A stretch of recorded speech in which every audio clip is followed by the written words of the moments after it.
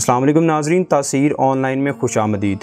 हम उम्मीद करते हैं कि आप बखैर व आफ़ियत होंगे। रमज़ान का महीना अपने साथ बहुत सारी नेमतें लेकर आता है। इस महीने में हर नेकी करने पर 70 गुना ज़्यादा सवाब मिलता है। ये वो महीना है जिसमें अगर मुसलमान दिल से तौबा करे तो उसके सारे गुनाह नेकियों में तब्दील हो जाते हैं। रमज़ानुल मुबारक में मुसलमानों के लिए बहुत से खूबसूरत तोहफ़े छुपे हैं, जिनमें से सबसे बड़ा तोहफ़ा लैलतुल क़द्र की रात है। और ये रात रमज़ान के आखिरी अशरे में से 21वीं, 23वीं, 25वीं, 27वीं और 29वीं रातों में से कोई भी हो सकती है। इन रातों को ताक रातें भी कहा जाता है। लैलतुल क़द्र 1000 महीनों से बेहतर है। कुरान पाक को लैलतुल क़द्र में उतारा गया था। इस रात फरिश्ते ज़मीन पर उतरते हैं। लफ्ज़ क़द्र अरबी ज़ुबान का लफ्ज़ है। इसका एक मतलब है कीमत और दूसरा इसका मतलब है तंग पड़ जाना, यानी उस रात इतने फरिश्ते उतरते हैं कि ज़मीन तंग पड़ जाती है।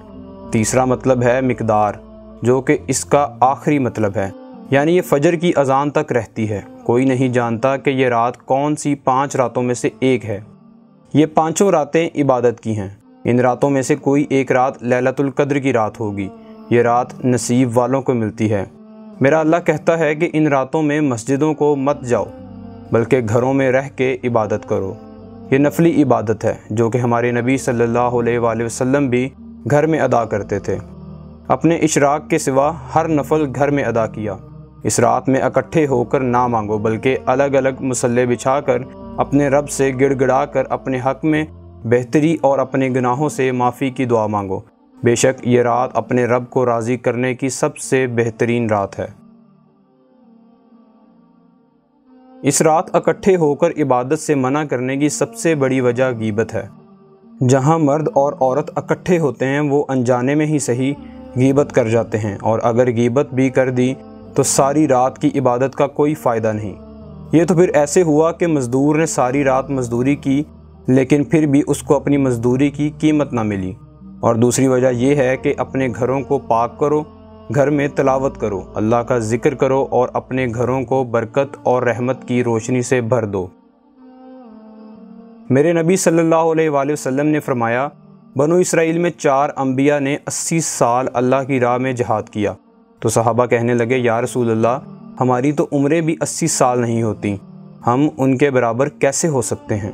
अभी सहाबा ये बात कर ही रहे थे कि जिब्राइल तशरीफ़ लाए और कहा, या रसूल अल्लाह, बिशारत दें कि अल्लाह ताला फरमाता है कि हम आपको एक रात दे रहे हैं। इस रात जो मर्द और औरत जाग कर इबादत कर लें तो उसके अमाल में 80 साल से भी ज़्यादा अजर लिख दिया जाएगा। तो इस वक्त सूरतुल लैलतुल क़द्र नाज़िल हुई। शब क़द्र की रात में इबादत करो और सबको माफ़ कर दो। माफ़ कर देना अल्लाह के पसंदीदा कामों में से एक है।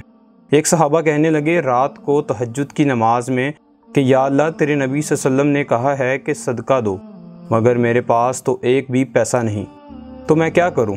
अच्छा मेरे मौला, मेरे साथ अब तक जिसने ज़्यादती की या जिसने भी बुरा किया, मैंने सबको माफ़ कर दिया, मेरा यही सदका कबूल करें। जब अगले दिन फजर की नमाज में सब इकट्ठे हुए तो हजूर पाक ने कहा कि रात को किस किस ने सदका दिया है? तो कोई ना बोला। फिर आपने वाज़ह पूछा कि रात को अपनी इज़्ज़त का सदका किसने किया? तो उन सहाबा ने हाथ खड़ा किया और कहा, या रसूलल्लाह, आपकी बातें सुनकर सदका देना चाहता था, लेकिन माल था नहीं, तो मैंने सोचा कि चलो अपनी इज़्ज़त का ही सदका दे देता हूँ। तो मेरे नबी सल्लल्लाहु अलैहि वसल्लम ने फरमाया कि तेरा सदका अल्लाह ने कबूल कर लिया है।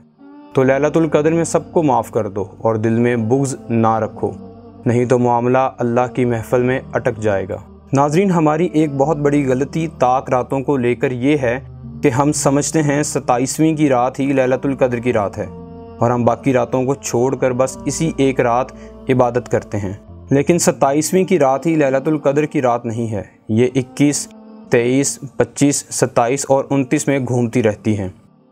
रमज़ान जाने के करीब है, आखिरी अशरा चल रहा है, तो हम एक गुजारिश करते हैं कि अल्लाह के महबूब हमें उम्मत बना कर गए।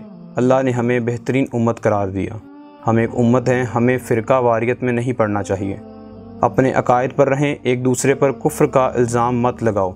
हमारे नबी सल्लल्लाहु अलैहि वसल्लम ने तो मुनाफ़िकों को भी गले से लगा कर रखा। जिस उम्मत का नबी ऐसा हो तो उस उम्मत को छोटी छोटी बातों पर एक दूसरे को काफिर कहना ज़ेब नहीं देता। ہم کون ہوتے ہیں ایک دوسرے پر کفر کا الزام لگانے والے؟ ہمیں کیا معلوم کہ کون سا شخص ایمان والا اور کون سا شخص گناہ گار ہے؟ ہمیں کیا معلوم اللہ کی بارگاہ میں کون سب سے بہتر ہے؟ اے میرے مسلمان بھائیوں اور بہنوں، ہم رمضان کے اس بابرکت مہینے میں عہد کر لیں کہ اب سے کسی کی ذات پات پر کوئی بات نہیں کریں گے۔ اللہ نے ہمیں ایک مسلمان قوم بنا کر بھیجا اور آخر کار ہمیں اس کے پاس واپس جانا ہے۔ رمضان کے اس بابرکت مہینے کے صدقے ہمارا رب ہمارے گناہ معاف فرمائے اور ہمیں اپنے نیک بندوں میں شامل کر لے، آمین۔